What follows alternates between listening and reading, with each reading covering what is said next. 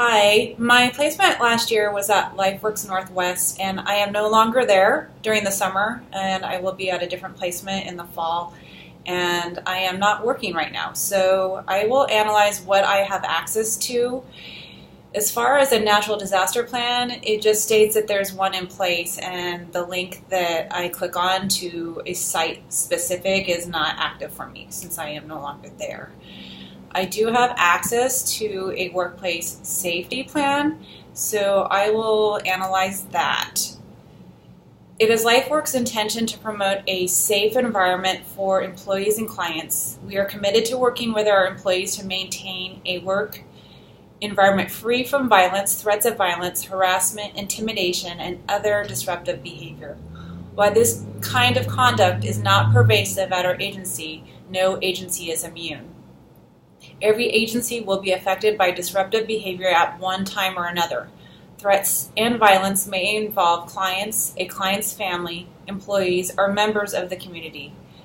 Violence, threats, harassment, intimidation, and other disruptive behaviors in our workplace will not be tolerated, and all reports of incidents will be taken seriously and will be dealt with appropriately.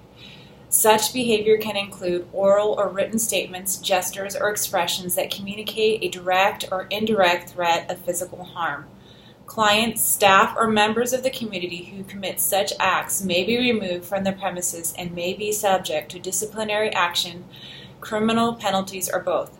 LifeWorks employees are responsible for communicating with their supervisors any knowledge of potentially dangerous individuals, either in their personal or professional lives. For the protection of all involved, when services are conducted on-site at our facilities, staff shall avoid any situation in which they are alone in the facility with a client. Students must always have another clinical staff on-site while they are in sessions with clients. Whenever being alone with a client is unavoidable, it is part of off-site services. Staff must exert caution and be alert to the potential safety risk and refer to the off-site safety plan. So the day treatment program I worked with was with children between the ages of 7 and 11, and they come from schools that they were not able to stay in that setting because of violence. And this is a setting where we are equipped to deal with violence, and the staff are trained in OIS procedures so that they do hands-on interventions. In order to avoid the interventions, staff uses the collaborative problem-solving model, but hands-on does happen several times a day, and it is part of the environment that the kids are in. The threats of violence for staff, there's always a potential that a staff can get injured, but as far as the language of the policy, it sounds kind of counterproductive to what the intent of the day treatment program is.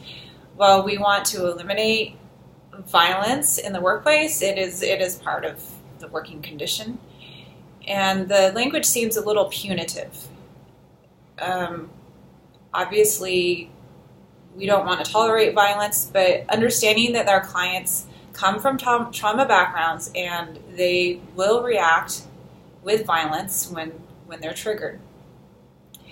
In the school settings, this would have been more applicable, that violence is not tolerated and they're sent home and they're not allowed to come back.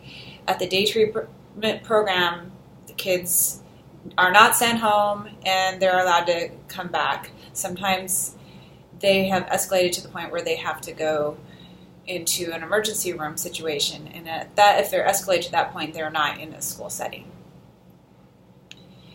So as far as being aware of the violence that does take place, we don't tend to go off campus with a client unless it's a special circumstance and it's like a